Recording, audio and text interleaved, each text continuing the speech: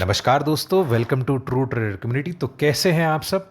तो आज देखा जाए तो आप सभी को पता होगा कि इकोनॉमिक सर्वे आया है, और जो इकोनॉमिक सर्वे आता है वो आपके बजट के एक दिन पहले ही आता है।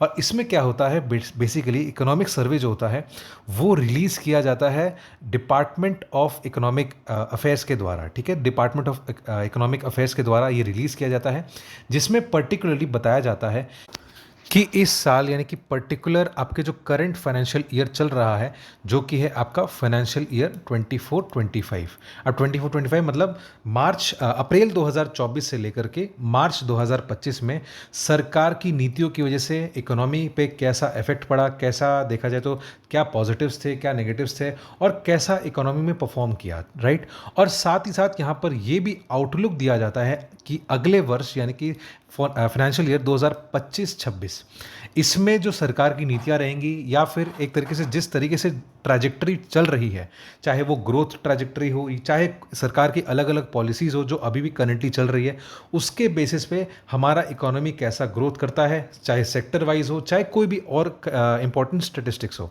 तो ये आज देखा जाए तो रिलीज़ किया गया है, और यहाँ पर कुछ कुछ इंपॉर्टेंट पॉइंटर्स हैं जो आपको मैं बताना चाहूँगा, और यहाँ पर जो बाजार है वो आपको थोड़ा सा यहाँ पर आउटलुक देंगे। और आज इनफैक्ट देखा जाए तो आप देख सकते हो कि निफ्टी और बैंक निफ्टी यानी कि ओवरऑल मार्केट्स में थोड़ी तेज़ी देखने को मिली। अब यहाँ पर एक मैं पॉइंट बताना चाहता हूँ कि इकोनॉमिक सर्वे में थोड़ा इंपॉर्टेंट चीज़ क्या आया। सबसे पहले यदि मैं बात करूँ तो यहाँ पर बात किया गया जीडीपी ग्रोथ रेट का। अब यहाँ पर जीडीपी ग्रोथ रेट जो रियल जीडीपी है जो रहा इस साल, वो देखा गया तो यहाँ पर वो था 6.4%, राइट।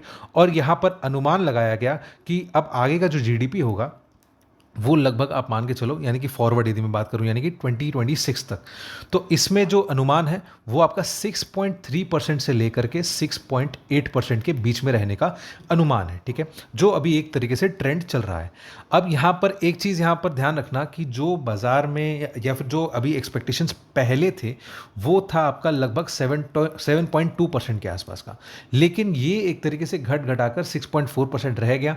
इसका कुछ कुछ कारण ये भी हो सकता है कि थोड़ा इकोनॉमिक स्लो डाउन थोड़ा सा हमें देखने को मिला, बिकॉज यहाँ पर इलेक्शन का साल था इस साल।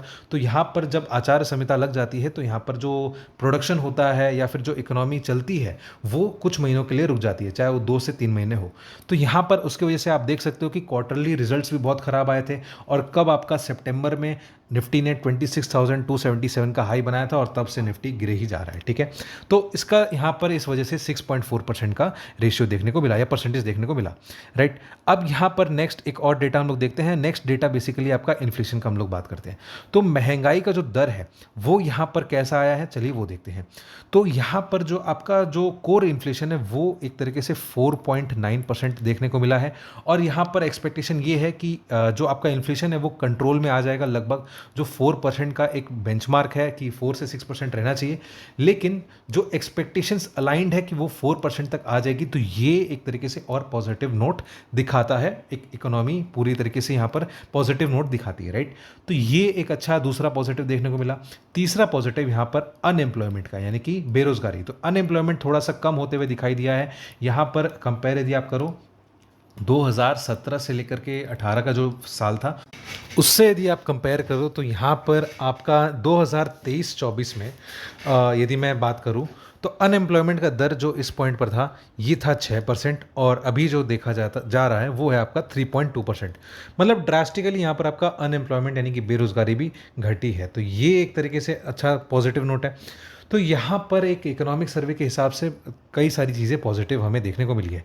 एक चीज़ मैं और बताना चाहूँगा यहाँ पर, यदि मैं एक फिगर और रखूँ तो इंडिया का जो 99% मोबाइल इंपोर्ट है, मोबाइल फ़ोन इंपोर्ट है, वो 99% तक गिर चुका है। मतलब अब यहाँ पर मेक इन इंडिया के इनिशिएटिव की वजह से यहाँ पर जितने भी मोबाइल फ़ोन्स हैं वो इंडिया में ही प्रोड्यूस होते हैं। तो ये एक बहुत ही अच्छा चीज़ है, बिकॉज इंडिया जो है वो इलेक्ट्रॉनिक्स के मामले में बहुत बड़ा कंज्यूमर है ग्लोबली। तो उसकी वजह से यदि मान लो आपका मेक इन इंडिया हो रहा है तो कितना ज़्यादा पैसा देखा जाए तो करेंसी की वजह से हमारा बच रहा है। ठीक है, तो अब ये हो गया इकोनॉमिक सर्वे का बात। अब यहाँ पर यदि मैं कल के पर्टिकुलर सेशन की बात करूँ तो बाजार कल खुला क्यों है ये आपको मैंने ऑलरेडी पिछले वीडियो में बताया था, बट स्टिल आज भी बता देता हूँ।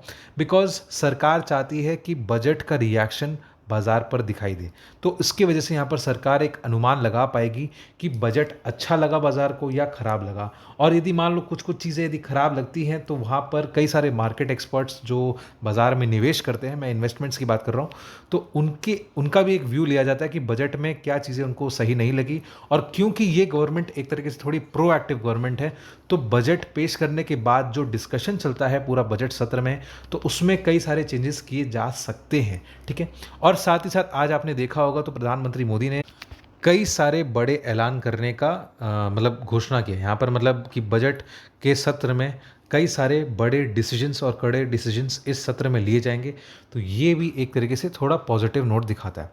अब यहाँ पर बात कर लेते हैं पर्टिकुलर थोड़ा सा जो की पॉइंट्स है यहाँ पर बजट में आपके काम का क्या हो सकता है। सबसे इम्पोर्टेंट यदि मैं बात करूँ तो बाजार यहाँ पर हो सकता है कि इनकम टैक्स में थोड़ा रिलीफ मिले। यहाँ पर कई सारा स्पेकुलेशंस चल रहा है कि गवर्नमेंट जो है वो 10 लाख तक के इनकम को टैक्स फ्री कर सकती है। और दूसरा यहाँ पर एक नया स्लैब लाया जा सकता है 25% का, जिसमें जो आपका 15 लाख से लेकर के 25 लाख के रेंज में जो इनकम स्लैब है उसको 25% किया जा सकता है। तो अब क्या एग्जैक्टली निकल के आता है वो आपको कल ही पता चलेगा। यहाँ पर इसकी वजह से देखा जाए तो लोगों के हाथ में थोड़ा पैसा आएगा तो स्पेंडिंग बढ़ेगी। अब स्पेंडिंग यदि बढ़ती है तो इकोनॉमी ऑटोमेटिकली थोड़ा ज़्यादा ग्रो करती है, राइट। तो अब एक यहाँ पर हम लोग बात कर लेते हैं लेवल्स की। यदि मैं बात करूँ लेवल्स की तो यहाँ पर सबसे समझदार वाली चीज़ क्या होती है, देखो आपको यदि 4 जून याद नहीं है तो आपको मैं 4 जून याद दिला देता हूँ। यदि आप एक्सपेक्टेशंस रखो, यहाँ पर बाज़ार क्लोज था और यदि आप एक पॉइंट ऑफ व्यू यदि मैं बात करूँ तो यहाँ पर इस दिन एक बड़ा सा गैप अप ओपनिंग देखने को मिला था और बाज़ार एकदम रेडी था कि मोदी जी को 400 सीट आने वाली है। कई सारे पॉजिटिव चीज़ें ऑलरेडी हो चुकी थी और यहाँ पर एक्सपेक्टेशंस बहुत ज़्यादा था। एग्जिट पोल्स में इतना अच्छा खासा माहौल बनाया हुआ था कि 400 सीट्स तो कन्फर्म है। लेकिन काउंटिंग वाले दिन क्या हुआ, काउंटिंग वाले दिन बड़ा सा रेड कैंडल देखने को मिला और लगा कि अब तो बाजार पे ताला लगने वाला है और एक बड़ा गेम हो गया एक तरीके से। आप देखो तो यहाँ पर निफ्टी ऑलमोस्ट एक दिन में ही लगभग 1000 पॉइंट नीचे गिर चुका था और ऐसा था कि मतलब कई बड़े बड़े इंडाइसेस में आपका सर्किट लगने वाला था। लेकिन यहाँ पर एक आप समझ सकते हो कि कितना बड़ा उम्मीद जगाया गया था और उसके बाद बड़ा सा उम्मीद टूटा भी और उसके बाद दोबारा से दिखा कि जो प्राइम मिनिस्टर मोदी लौट रहे हैं, ऐसा नहीं है कि मतलब यहाँ पर 400 सीट्स नहीं आए तो मतलब वो गवर्नमेंट कमज़ोर होगी। लेकिन यहाँ पर जो गेम हुआ था वो गेम तो हो गया। इस वजह से इसके इवेंट से आप क्या सीखते हो, इसके इवेंट से आप ये सीखते हो कि कभी भी कोई बड़ा इवेंट आता है, ऐसा हो सकता है उस इवेंट को आप गुजर जाने दो और उसके बाद यदि इन्वेस्ट करो बाजार में तो आपका कुछ खास जाएगा नहीं, ठीक है। तो इस चीज़ को आपको ध्यान रखना है। तो यहाँ पर एकदम सजेशंस क्या होते हैं, यदि कोई ट्रेडर होता है और उसको इम्पल्सिव ट्रेड करना ही है कि भाई मुझे बजट का एक व्यू बनाना ही है, ये चाहे वो पॉजिटिव हो चाहे नेगेटिव हो कुछ भी हो, तो उस टाइम पे उसका जो लॉट साइज होता है वो जितना कम रख सके। यदि मान लो वो आप एग्जांपल की तरफ समझ लो कि यदि 10 क्वांटिटी रखता तो एक क्वांटिटी ही रखे। क्यों? बिकॉज यहाँ पर ओवरलोड पोजीशन करोगे तो फंसने का चांसेस इतना ज़्यादा रहता है कि यहाँ पर आपका कैपिटल पूरा का पूरा ज़ीरो हो सकता है। बिकॉज यहाँ पर सिंपल सा बात ये है, यदि कैपिटल रहेगा तभी ना ट्रेड कर पाओगे। और साल में 200 दिन होता है कम से कम, बाजार खुला रहता है। एक दिन यदि आप कुछ नहीं करोगे तो आपको चलेगा, ठीक है। तो ये चीज़ आपको ध्यान रखनी है। अब यदि मान लो पोजीशनिंग लेनी भी है और आपको लग भी रहा है कि बाजार एक बढ़िया सा आउटलुक दे रहा है, बजट पॉजिटिव आना चाहिए, प्रधानमंत्री मोदी ने आके बोला कि अब यहाँ पर आपको बड़ा मोमेंटम या बड़ा डिसीजंस देखने को मिलेगा, इस वजह से। और साथ ही साथ आप टेक्निकल लेवल्स पर भी देखो तो बाजार जो है वो अपना क्रिटिकल लेवल्स को तोड़ करके, चाहे वो 23,500 हो चाहे वो 20 का डेमा हो, उसको क्रॉस कर करके बाजार अपना हायर हाइज हायर बॉटम्स बना रहा है और एक अच्छा पर्सपेक्टिव बना रहा है। तो इसका मतलब यहाँ पर बाजार अपसाइड मोमेंटम दिखाएगा, ऐसा हो भी सकता है, नहीं भी हो सकता है, ठीक है। यहाँ पर यदि मैं लेवल्स की बात करूँ तो यदि मैं सबसे पहले हम लोग निफ्टी का डिस्कशन कर लेते हैं, तो बैंक निफ्टी का चार्ट है। यहाँ पर यदि मैं निफ्टी का डिस्कशन करूँ तो फिलहाल के लिए, क्योंकि मोमेंटम बहुत ज़्यादा बड़ा हो सकता है, यहाँ पर 23,000, यदि मैं सिर्फ प्योर टेक्निकल चार्ट्स की बात करूँ 23,615, ये इसका 200 डेमा है। चांसेस है वोलेटिलिटी होने की वजह से आपका और अपसाइड मोमेंटम दिखाए और इसके ऊपर यदि निकलता है तो 23,680, ये दूसरा लेवल आपको देखने को मिल सकता है। बहुत ही क्रिटिकल, बहुत ही क्रूशल आपका ये प्राइस एक्शन का लेवल रहेगा, बिकॉज यहाँ पर 200 डेमा भी है और कई बार बाजार यहाँ पर टाइम पास किया है इस पर्टिकुलर लेवल पे, चाहे वो बाइंग साइड हो चाहे वो सेलिंग साइड हो।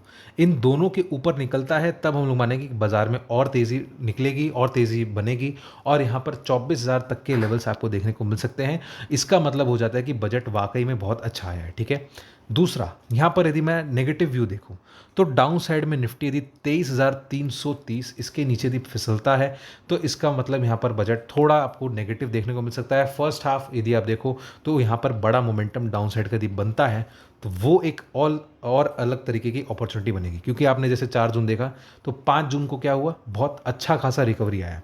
बाजार ऑलरेडी अपने करेक्शन लेवल पर आ चुका है। यहाँ पर यदि डाउन साइड का मोमेंटम आता है तो ये डाउन साइड का मोमेंटम बहुत हेल्दी माना जाएगा, क्योंकि यहाँ पर फिर बड़ा गेम ऑलरेडी हो चुका है।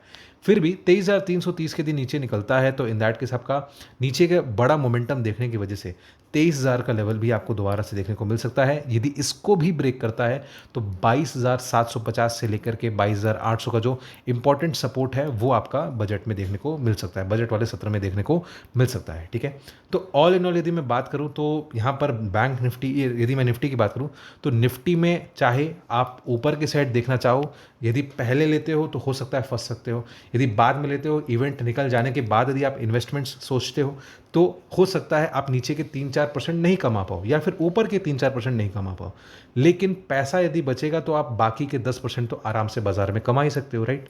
तो ये चीज़ आपको ध्यान रखनी चाहिए। तो आप चाहो तो वीडियो को पॉज करके इसको नोट डाउन कर सकते हो। ऐसे ही इनसाइट्स यदि आपको चाहिए और आप हमसे लाइव मार्केट में जुड़ना चाहते हैं तो आप डाउनलोड करें ट्रू ट्रेडर ऐप, जहां पर हम लोग आपको बेसिक से लेकर एडवांस सिखाते हैं और साथ ही साथ हम लोग आपको लाइव मार्केट में अपडेट्स भी देते हैं, ट्रेडिंग जर्नल जैसी कई सारी फीचर्स भी देते हैं। तो जरूर चेकआउट करिए ट्रू ट्रेडर ऐप को। अब हम लोग चलते हैं बैंक निफ्टी की तरफ। तो बैंक निफ्टी में यदि मैं बात करूं तो यहाँ पर अगेन सेम चीज़ है, सारी चीज़ें ऑलमोस्ट जो लॉजिक्स है यहाँ पर सब सेम काम कर रहा है।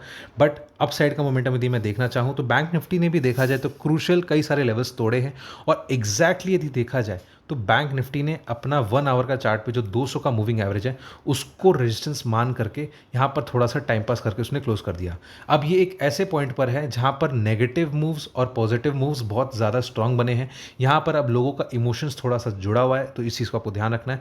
यदि मान लो बैंक निफ्टी आज का हाई तोड़ता है, हो सकता है जो कि तोड़ेगा क्योंकि बहुत ज़्यादा वॉलेटिलिटी है, तो 48,000 49,000 होगा, ये 49,675 या 700 जो भी है, 49,675 यदि उसको ऊपर में ब्रेक करता है तो यहाँ पर बैंक निफ्टी आराम से 50,000 और 50,200 का लेवल दोनों दिखा सकता है। ठीक है, तो यहाँ पर आपका हो गया ये अपसाइड मोमेंटम, ये हो गया 49,675 के बाद 50,000 और उसके बाद आ जाता है 50,200। यदि मैं नीचे की बात करूं तो डाउन साइड में कैसा रहेगा, यदि मान के चलो बैंक निफ्टी आपका 48,350 इसको ब्रेक करता है तो आज का लो दोबारा से टेस्ट हो सकता है, जो कि है 49,000 होगा। अब यहाँ पर देखो फिगर्स चेंज हो जाते हैं तो आपका 1000 पॉइंट में कन्फ्यूजन हो जाता है, राइट। तो यहाँ पर 49,350 यदि नीचे ब्रेक करता है तो 49,000 तक का आज का लो टेस्ट हो सकता है। यदि आज का लो भी ब्रेक हुआ, क्योंकि हायर हाइज हायर बॉटम्स बन रहा है, यदि आज का लो ब्रेक हुआ तो उसके बाद मोमेंटम और बढ़ता हुआ दिखाई देगा, जो कि बैंक निफ्टी को आराम से 48,500 तक लेकर जा सकता है। इस चीज़ को आपको ध्यान रखना है, बिकॉज वॉलेटिलिटी बढ़ रही है। अब इसके नीचे और जाता है या नहीं वो तो देखो लाइव मार्केट में पता चलेगा। यहाँ पर हम लोगों को अगेन मैं रिपीट कर रहा हूँ, क्या तो यदि ट्रेड नहीं करो तो बहुत ही बढ़िया है, यदि ट्रेड करते हो तो अपना क्वांटिटी बहुत कम से कम रखो, इवेंट निकल जाने दो, उसके बाद इन्वेस्टमेंट्स करो तो ज़्यादा बेटर रहेगा। ठीक है दोस्तों, तो ये आप बैंक निफ्टी का भी लेवल्स चाहो तो वीडियो को पॉज करके नोट डाउन कर सकते हो। तो आई होप आपको हमारा एनालिसिस अच्छा लगा होगा। वीडियो अच्छा लगे तो वीडियो को लाइक कर देना, चैनल को सब्सक्राइब कर देना और बेल आइकन का बटन दबा देना, जिससे आपको हमारे डेली के नोटिफिकेशन आते रहें। और स्क्रीन पर फ्लैश किए गए नंबर पर आप हमसे कॉन्टैक्ट कर सकते हैं, व्हाट्सएप कर सकते हैं, ताकि आप हमसे लाइव मार्केट में जुड़ सकें, या फिर डिस्क्रिप्शन में दिए गए लिंक पर क्लिक करके आप हमारा एप्लीकेशन डाउनलोड कर सकते हैं और उसमें कई सारी चीज़ें ऐसी हैं जो डेमो के तौर पर आप हमारा कोर्स देख सकते हैं। ठीक है दोस्तों, तो चलिए दोस्तों अब हम मिलेंगे अगले वीडियो में।